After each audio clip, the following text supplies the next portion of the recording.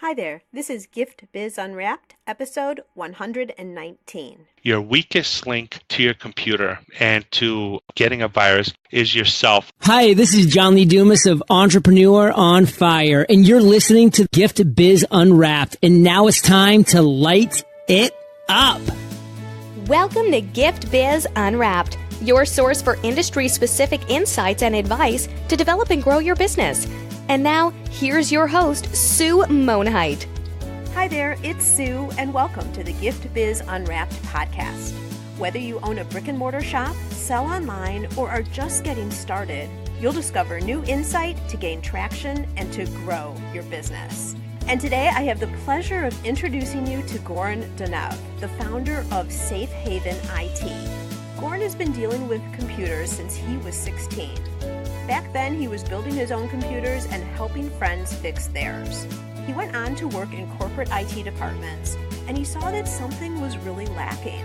There was an absence of quality IT providers who truly understood the needs of the small business owner. So he started Safe Haven IT, where today he helps the small business owner with remote management and monitoring, consulting services, and installation.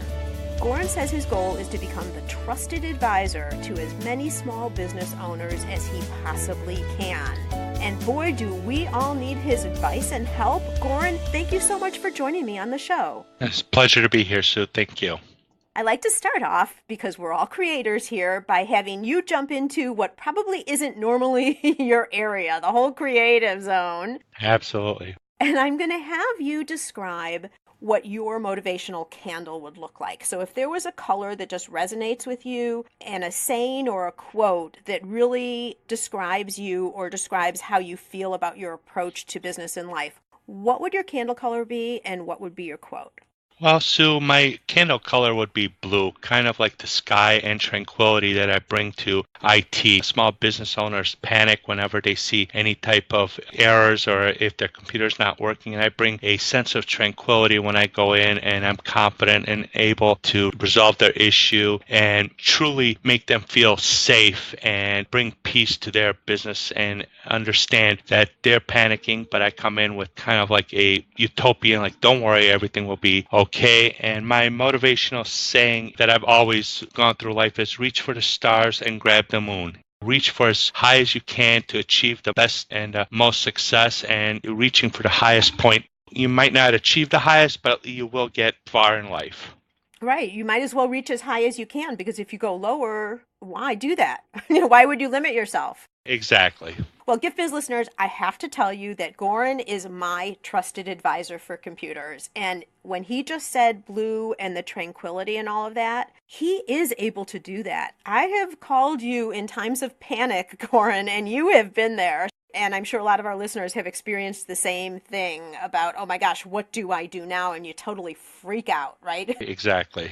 Because our dependence on IT now is, everything in our businesses, whether we like it or not. It's the way of the world these days. And if small businesses aren't using IT, their competitors will eat them up, because there's other companies that know how to use it. And that's why I come in as a small business trusted advisor and help them grow their business by implementing the right technology. And when I say right, I'm not here to sell you the most expensive technology. I'm here to listen to your needs and to ensure that the technology that I recommend will help your business grow. Got it. The right technology. Perfect. Okay. So just grounding us a little bit, what got you interested in computers way back when you were 16? Well, I've always been a kid that takes stuff apart. When I was younger, I took apart my Commodore 64. I used to take telephones apart. I was always an electronics geek. At 16, when I got my first computer, I started getting in and doing the whole internet prodigy, AOL, and just got me more and more interested. And then I started taking computers apart, putting them back together. From there on, I just moved up in rank and started my career. It's so interesting because it continues to reinforce that there are things that we all innately are attracted to, you taking things apart and putting things together. It's the same type of thing with the audience. We always talk because people will say, well, I don't know, I'm working a 9 to 5, but I want to do my own thing. And one of the things we always talk about is like, well, what gave you joy way back when you were younger? So what is that inside you that is a passion? And how can you apply that to your business? And that's what you're doing now with your business. Exactly. And, I always enjoyed helping people and being there to calm people down when their computers aren't working. Because when computers aren't working, small business owners and general public, they freak out because the unknown scares people. And when I walk in and I say, don't worry, we'll get it up and running, they kind of get back and start breathing again. You got that right. No question about that. All right, well, we are going to talk about what you do when that happens. But first, let's approach any of our listeners here who are just setting up an office. They're just starting to think about having a business. What equipment do you think, from your professional perspective, should they be looking at to set up a starter office, if you will? A starter office usually involves 4 to 5 pieces of equipment. You have your desktop computer, whether it be laptop or desktop. They're generalizing now computers, laptops are no longer considered laptops because some of them are bigger and you can't really put them on your lap anymore. You have a printer, and then you have internet connection, whether it's Comcast, whether it's the cable or DSL or any other type of service. You need to have that in order to be out on the internet. Once you have that equipment, usually Comcast will provide you a firewall or a wireless device, so this way you can take your laptop and go into another room and surf the internet there. Those are usually the 4 or 5 pieces of equipment that you need. The computer, the internet connection, the cable modem and a router, and usually a printer. Okay, so let's go through these a little bit. Obviously, we all understand the use and purpose behind the computer and the printer. And I think we all also understand an internet connection because that's how you are able to connect with the world. Correct. And, if you're just starting out, maybe you don't need the internet connection if you're just you're building your business plan online or something like that. But in terms of being able to communicate with anybody, even email, you obviously need the internet connection. Tell us a little bit more about, in really simplistic terms, the firewall. That's something that's online, right? No, that's a physical hardware device, and what that does is protects you from the hackers and people that want to cause trouble, and that doesn't allow people from the outside to connect inside to your computer. It protects you from going out in the world and having people try to hack into your computer. The firewall is basically a defense mechanism that separates you from the bad guys. Okay, and is that part of the modem? Depending upon the service that you have, Comcast does provide you a all-in-one device, which is the modem and a firewall. If you have only a cable modem, you will have to have a firewall. So that all depends upon the service that you get with your internet providers. Smaller businesses would usually use a cable or a DSL system that has all-in-one package. Little bigger businesses might have just a cable modem and use their own router if they're using any type of special features, static IPs, or if they have a computer doing some sort of a hosting to the public. So it all depends upon the services. Okay, so then what is the difference between a modem and a router? A modem basically connects you to the service provider. The router will be able to actually take your computers and network them and have all of them be able to communicate with the outside world. The cable modem is not able to do that. If you have more than one computer, a router is needed. Okay, so if you only have one computer, you don't need a router. Correct. If you have more than one computer, you do need a router. Correct. You do need a modem, which usually whoever your internet provider is would provide that piece of equipment. And the question there will be, is there a firewall on the modem? Correct. That's the usual question that most people come to, is like, do I need a firewall? And it all depends upon your service provider. Okay, so at the time that you are establishing service, that question should be asked. Correct. If there is not, then where do you get a firewall? We sell partners with SonicWall and WatchGuard and Cisco, so we're able to provide you the firewall and the right equipment for your business needs. Okay, so we have people listening to this show. Last count was 69 countries. So not everyone here, in fact, the majority of our listeners are not necessarily local. So you would want to find someone, if someone like Goran even exists in your area, who could help you access that, etc. And Goran has already talked about certain manufacturers that you could be looking at for a firewall. So what is the specialty that you ask for? Let's say someone is already lost, because I certainly would not want to be setting all this up myself. Right. Who do you go to get help from if you're like, okay, I'm not doing this myself. I need some help? Well, the manufacturers are pretty good with their tech support. If you buy from reputable manufacturers like Cisco or SonicWall or WatchGuard, if you call them, they're usually pretty good in helping you establish the basis of get you on the internet and make sure that you're protected. Of course, any special or any type of advanced features, they may charge if it requires special configuration, but basic configuration, all manufacturers will get you online. Okay. Perfect. Or you could ask your kids to help you and pay them a little bit, maybe. That's right. Today's children are all born with a tech spoon in their mouth. Exactly. But I think the point is, no need to pull your hair out. There are people that can help you and get you set up properly. Absolutely. You don't have to do it yourself. Correct. Okay, so we're at the point now where we're all set up. Okay, everything's working, connected to the internet and all of that. We hear all the time in the news now that Gmail gets hacked and banks are getting hacked and records are being exposed to the public, all of that.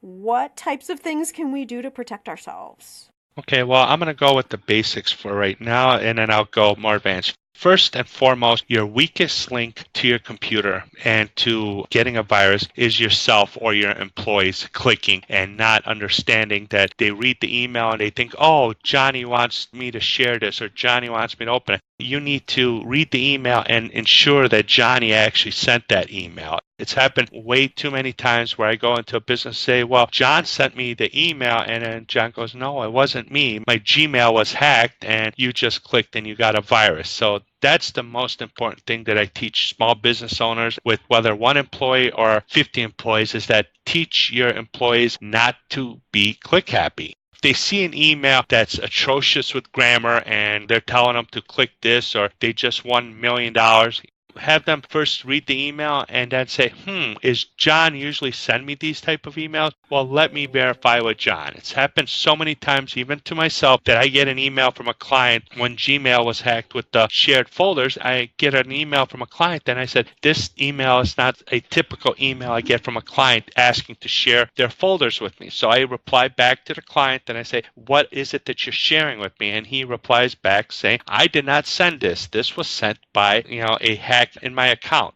So always verify who's sending you the email. That's your first line of defense is you. Now, as far as your computer and hackers, you have your antivirus. There is a bigger necessity of antivirus nowadays than there has been in the past. There's always people trying to sneak an email that you click. And sometimes if you click on the email, if you don't have an antivirus, it'll let it through. But today's antiviruses are very intelligent that even if by chance you click something that you shouldn't have, the antivirus will trigger and say, no, you can't do this. And so having an antivirus that's up to date and current subscription. I've walked into so many different situations where I ask a client, do you have a antivirus installed? They're like, yes. And then I take a look at their software. It hasn't been upgraded since 2014. Antiviruses use subscription models because there's so many new viruses coming out every day and they update their software constantly. Think of it like a database. If you don't have the latest antivirus on your database loaded into that software, you're only as good as the last time it updated. Perfect information. And I think really, really important because, we look at it just easily with apps on our phone. They're updating those almost every day. And apps aren't anywhere near as important as some of the stuff we have on our full computers. So keeping up to date for sure. Now, I know that there are free antivirus softwares that you can get versus paid ones. Are there certain things we should be looking for in our antivirus? I truly don't believe in the free antiviruses. I go under the notion you get what you pay for. And in today's antiviruses are not that expensive. Number one is Norton. I swear by it. I think it's the best antivirus around. Not to say that there isn't other ones. You have Kaspersky, you have McAfee, you have Panda. There's a whole bunch of other ones. So if you come to me and you say, I hate McAfee, great, we'll go with Symantec. If you've had bad experience, say, I really hate Symantec, I like Kaspersky. That's fine. We'll go with Kaspersky. I'm open to every one of those antiviruses, but having a paid one gives you better peace of mind that you're being updated to the latest and there's a company behind them that's actually doing R&D, looking into new viruses and always making sure that their customers are protected. Perfect. Okay. So the two basic steps that you've talked about thus far are one, being really careful about what I'm terming careless clicks, right? Correct. And that while you were talking, I didn't want to jump in and interrupt you, but you know how you get a lot of companies who will say, we will never email you for your password or login information. Like there'll be those little lines in some of their text when you're just getting started. Correct. It's really important. I mean, they're doing that clearly just for this reason, but it's really important to remember that. And also, if anybody is asking you for any of that type of information, I always go back. I don't answer there, but I'll send another email and say, hey, are you guys asking me for this? Sometimes it's like right in front of your face. I get emails from certain banks and I don't even have an account in there. So, I mean, you just have to understand that if it's a legitimate company, no one's going to ask you for credit card information. No one's going to ask you for username and password on an email. So if you ever get anything where someone's asking you for personal information to be emailed, that's the biggest red flag I ever see. Immediately delete it. If you want to call the company and say, hey, there's a phishing email I just got. Are you guys aware of that? So this way they can notify their customers right away, hey, don't click on this. This is not from us. Right. Perfect. Okay. So no careless clicks, everybody. And then make sure you have an antivirus installed and that it's up to date and you regularly update every time that a new version comes out or an enhancement or something like that. Is that all for the basics, Goran? No, there's one more piece of technology I would implement is the backup. Backup. It's very important to have a backup of your data because let's face it, in today's technology world, that's the most important thing is QuickBook files or your Word documents or Excel spreadsheets. That's what needs to be protected. If your computer dies tomorrow and you have a proper backup, computers are very affordable nowadays. You can pick up a computer for $500 to $600. That's not the costly part. As a small business, your most valuable asset is the data, your accounts payable, your accounts receivable, knowing who owes you money and who you owe money to. So there's two avenues. There's one called an on-site backup where you actually have the backup stored at your office for immediate recovery where, I deleted this file. I'm going to go get it from my USB drive or whatever to be able to get that file. But in today's ransomware-ridden world, on-site backup is just not enough because if you have your on-site backup plugged in when you get hit by a ransomware, that can also be affected. If you have what we call off-site backups, a piece of software that sends your data to a secure data location and servers and all that, where it's not physically located in your office, you have a better chance if you get hit with ransomware or a virus that you can recover quicker by getting the off-site data back onto your computer and having all your data recovered within maybe a day instead of losing it. Absolutely. Now, I use Carbonite, and you and I have talked, and you have given me the check mark that that's an okay one to use, right? Correct. I've had such peace of mind knowing that I have Carbonite, and I'm just going to make a comment just for everybody right here, because right on your computer, you can see that it's continually backing up the files. You can also go and access those files. Let's say you don't have Dropboxes or something where you have access to your information everywhere. A service like Carbonite, you can go in and just grab random files. But it's also good, Goran, when you're switching out and upgrading a system or your computer crashes, because Carbonite saved everything and you can just reset everything. I know I'm making it way easier than it is, but you can reset everything. You haven't lost any of your information if your computer totally fails. Correct. And that's the whole thing of having an off-site backup where if something catastrophic, your office burns down and now you have no access to anything, or God forbid your office gets broken into and now your computers are stolen and you have no data, well, you need to make sure that you have the resources to get that data because, let's face it, today's world, those are real possibilities. And boy, does it put you back in your business if you're going to have to spend time figuring all of that out versus being able to get back up and running. Correct. Because that's the name of the game is, how quickly can you get back in business? I feel it's not a question of if you're going to get hacked or if you're going to get a virus. It's a matter of when. And being protected against those bad guys and viruses and all that is using the proper defense mechanisms. Okay, so GiftBiz listeners, be careful of careless clicks. Make sure you have an antivirus and then also some system to back up. And so now I have no idea what you're going to say, Goran. So I don't know if I'm covered here or not. But what would you say in the more advanced arena? You were saying that in terms of keeping safe, you're going to do the basics and then there was a higher level. Well, I mean, having a system that's on site and having a multiple layers of that, not only having one on-site hard drive, but having a couple that you switch around. So this way you make sure that your data is always readily available. I can't stress that enough of how many times I've run into business and their hard drive fails, their computer fails, and it's all of a sudden they're panicking because they have no backups. And that's why my remote management and monitoring service, we put business owners at ease because we're able to monitor and get all the logs and all the errors that we see and better assist the business owner, say, hey, your computer is about to fail. I think it's time for us to replace the computer instead of, you'll never hear a computer go, hey, Sue, I'm ready to fail. Are you ready for me to fail? Because I think, that big project you're working on, yeah, I'm not going to give you access to that project. But don't worry, my hard drive is going to go too. Are you going to have the right backup? That's the main thing is most small business owners, well, I don't need the computer's $400. Yes, but your data is the most valuable asset. And if you can't get to that data, or if your employee is sitting there for 2 days until you get a new computer and trying to recover the data, what's your ROI for that employee not being productive for those 2 days?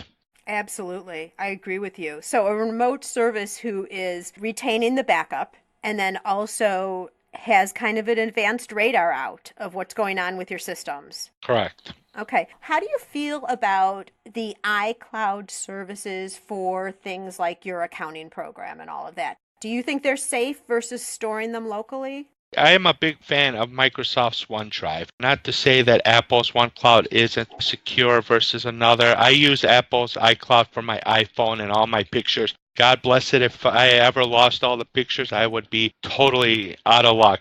In yesteryears, we used to print all the pictures. Now, I barely have any pictures of my youngest child. They're all on our iPhones or on our iDevices. And so, yes, having a cloud service is definitely the way to go. Whether you go with Dropbox, whether you go with Microsoft's OneDrive, whether you go with iCloud, definitely having that constitutes off-site backup because we all can put our phones, plug it into our system and do a backup of all our pictures and all that stuff. But in today's busy world, how many of us have the time to sit every week and say, hey, let me plug my phone in and download all the pictures? Most of us, we really need the pictures on our phone because there are business owners that take pictures of certain things and need to be able to get it at their fingertips, whether real estate, whether chefs or cupcake makers, they want to post the latest creation over to Instagram and they need the pictures to be on their phones. So how safe is it? Like I use QuickBooks and I'm doing my accounting in the cloud. Is all of that safe and hack resistant or whatever? It's resistant as the company that provides the services. Big companies invest millions of dollars in their IT infrastructure and in their security. So, of course, they're going to have the best security available. Now, is that necessarily going to stop all the hackers all the time? No. Just how Gmail gets hacked and companies, big retail stores get hacked, it's going to happen. And the best thing to do is to make sure that you have backups on your computers and on the iCloud and have multiple sources for those pictures, not only depend on one. It's always about segmenting. It's the old saying of don't put all your eggs in one basket. Same thing here. All right, now let's get into the really scary part that you were referencing earlier in terms of, we walk in for our day, we're ready to get going, we turn on the computer and OMG, something's wrong. What do you do in those panic situations? What would you advise for us? First of all, you don't panic. When you panic, you try to make rash decisions. And the point of it is if something does appear on your computer and you're not aware of it, first thing to do is shut down the computer. You don't want anything else infected or want to make sure that it doesn't spread. So that would be the first thing. Then the second thing is contact your local IT professional, whether it be Safe Haven IT or another company that provides the same type of services, and let them know, hey, I saw this error message and this has happened. Okay, and they would come on site, or you can take your computer to them and they would turn on the computer and figure out what this is and clean out the virus or any type of ransomware that you may be hit with and either recover your data or wipe your computer and start all over. I know that there have been times that I've experienced with you, Goran, where it's not working and you say, well, shut down and try starting up again. Would you suggest that first before you just shut down and take it somewhere? It would depend upon what your IT professional will tell you. That's why the first thing to do is contact one of them and see, hey, I'm getting this message. What should I do? An IT professional would be able to tell you this is just a Windows error and go ahead and shut down and restart. If it's something where you get hit with the virus and all that and shutting down and having to come on site, and then they would be able to turn on the computer and get you off the internet and your network so no other computers can get infected, they would be able to give you a better understanding of what just happened. Okay. And this actually did happen to me just last week. So how apropos. Right. And one of the things that I did that I thought was really helpful is instead of having to remember what that message is, just grab your phone and take a picture really quick of the screen before you shut down. Because then you've got everything. You can send it over to an IT person, whatever needs to happen. Correct. Okay, so I guess in terms of being careful when things go wrong is first, I'm going to go back to those careless clicks. Just be really smart on how you move around the computer. The other thing that I found, a lot of our customers over in my other business, the Ribbon Print Company, will go over to sites where you can download free fonts. And any sites, that's an example, but there's other sites like that where you're trying to capture things, and especially if they're free, they have all these links and all these clicks on the pages because they're trying to get you to install the Bing toolbar or go under a new search engine or like all these different crazy things. So even in those situations, you have to be super careful that you are clicking and downloading what you think you're clicking and downloading. Right. I'm not saying not do it, but just be super careful and triple check before you click. Usually in that aspect, if you're looking for certain fonts or certain programs, make sure that you contact other people in your industry and say, hey, what is a good website that I can go get this font? Once you get the proper site, you can go ahead and bookmark it and know that that site is not going to get you any viruses or any type of malware. Now, what I've seen in today's world is that a lot of things have changed and now software has become a subscription model, and installing or purchasing Adobe Photoshop used to cost $800-900. Now you can get for $20. You can get things more affordably if you need a font, and you can buy a program that installs 5,000 fonts for $50. I usually like to pay for those kind of stuff because even myself, I don't want to go through and say, oh, this site's bad or I got to click through here because it wastes your time. How much does your time worth if you have to spend an hour looking for a free font, and when you can buy a complete package from a reputable website for $50 for 500 or whatever fonts? To me, it's a little bit more applicable than sitting there for an hour trying to find one free font. Perfect. That's a good idea. All right. And I think in terms of finding someone locally, you're really saying two things. Don't panic, shut down, make sure you've captured what the error is so that you can explain it, but then right away contact someone locally for help. Where can people find those local people? Most of your big retail stores, Best Buy, all them, they have their services like Geek Squad, contacting them and saying, hey, I've gotten this error. What do you think? And they would be able to tell you. If you want a consultant that would work with your business, just doing a local search on IT consultants in your area, you might get call them up and ask them, get all their information as to their charges and how long they've been in business, and be able to make a decision on who you want to be your trusted advisor.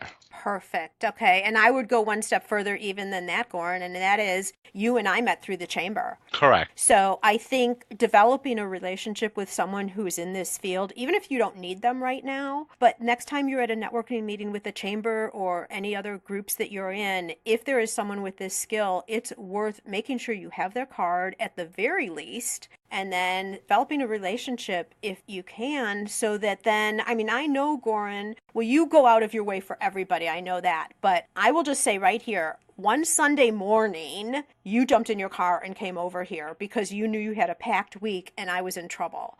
I don't know that a lot of people will go to that extent, but I also trust anything you say because I know you now. We've had this relationship. I'm not calling you just out of random act because I was desperate. It's really good to get these types of relationships established before you're in trouble.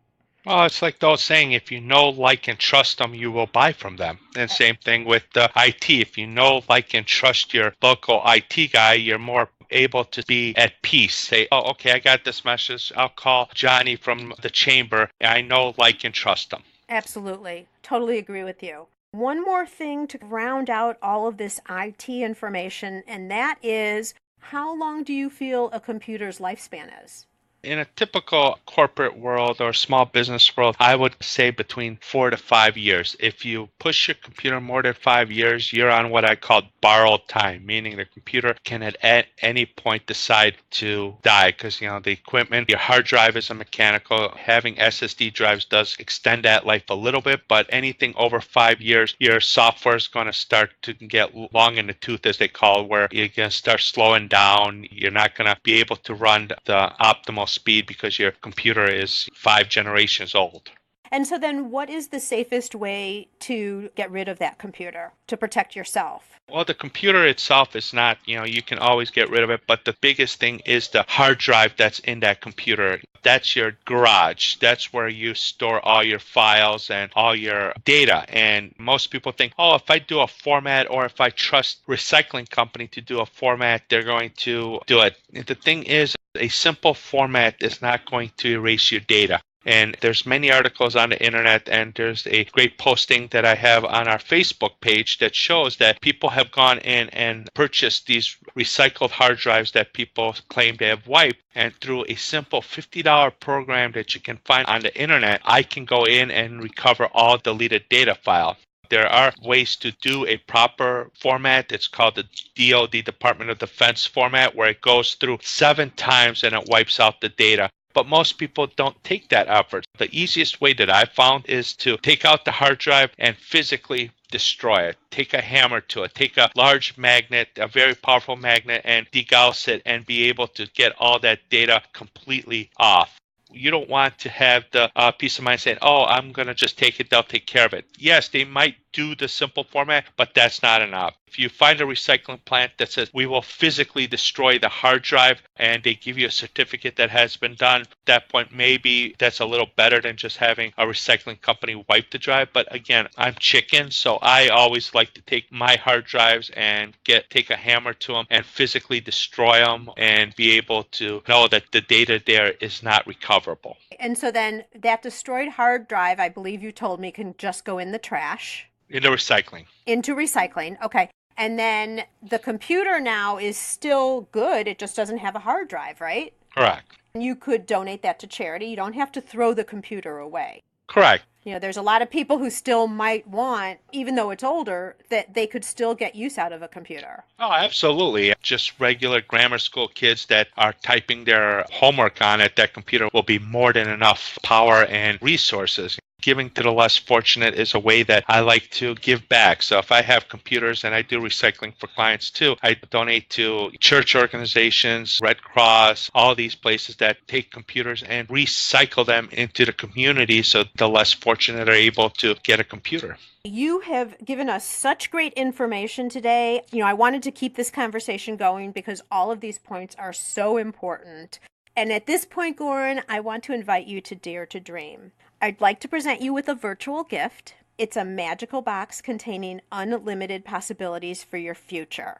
So this is your dream or your goal of almost unreachable heights that you would wish to obtain. Please accept this gift and open it in our presence. What is inside your virtual box? My virtual box has peace and tranquility for the small business owner. I'm making sure that the small business owner can continue to grow and to be understood and their technology to work for them, to be protected against all the bad things that the world holds for the small business owner as far as technology, and being able to be a true trusted advisor for small business owners to understand that technology people are here to help you and understand that we are here to make sure your technology grows and your business grows. So my virtual box is a sea of tranquility where I know that all my customers are protected and have peace of mind that if something bad does happen, they're covered or they're able to recover quicker. As you were saying that, and I'm not going to ask you to do this, Goran, because I don't even want to know, but you know so much and you know all the dangers that are out there because you see things. Right. It's a lot of times better that we just don't know that. Yeah, exactly. So inside your box is like, you know all that stuff and we'll just stay peaceful because you know how to fix it and we don't need to know what the trouble is. We just need to follow your advice. Well, not everybody can be a tech person. Not everybody can be an accountant. The same thing. That's why IT people are here. That's why everybody depends on us to keep the economy growing. But because the small business is the economy, the majority of the businesses that make up our new economy are the small business owners that need these type of services. And that's where I come in and others that are like me that want to protect the small business owner. So if any of our listeners are looking at getting in touch with you or learning more about information that you provide, where should they go? They can go to our website, www.safehavenit.com, or they can go on our Facebook page as well, Safe Haven IT, and we post regularly about any type of malware or information. On our website, we have a information request thing where if you need more information, fill out the form and we will give you a call. Or if you want, contact us via our phone, 847-594-3209. We'll be more than happy to answer questions, come on site, and give you guys the ability to really feel at peace. Perfect. And if you're calling from Italy, you'll have to provide a plane ticket for Goran. Actually, 2, because I want to come too. Exactly. All right. And Gift Biz listeners, you know that there'll be a show notes page that has all the information as well. So if you're not anywhere where you could capture all of that information, you can just access the show notes page. All right, Goran, fabulous information, really, really important information. So I thank you so much. You've put this down for us in a very, very logical way in terms of what we need to make sure that we protect ourselves. I so appreciate your expertise and sharing that with us today. And may your candle always burn bright. Thank you, Sue. It was a pleasure being on. Where are you in your business building journey? Whether you're just starting out or already running a business and you want to know you're set up for success, find out by taking the Gift Biz quiz. Access the quiz from your computer at bit.ly/giftbizquiz or from your phone by texting Gift Biz Quiz to 44222. Thanks for listening and be sure to join us for the next episode. Today's show is sponsored by the Ribbon Print Company. Looking for a new income source for your gift business? Customization is more popular now than ever. Brand your products with your logo, or print a Happy Birthday Jessica ribbon to add to a gift right at checkout. It's all done right in your shop or craft studio in seconds. Check out theribbonprintcompany.com for more information. After you listen to the show, if you like what you're hearing, make sure to jump over and subscribe to the show on iTunes. That way you'll automatically get the newest episodes when they go live. And thank you to those who have already left a rating and review. By subscribing, rating, and reviewing, you help to increase the visibility of Gift Biz Unwrapped. It's a great way to pay it forward to help others with their entrepreneurial journey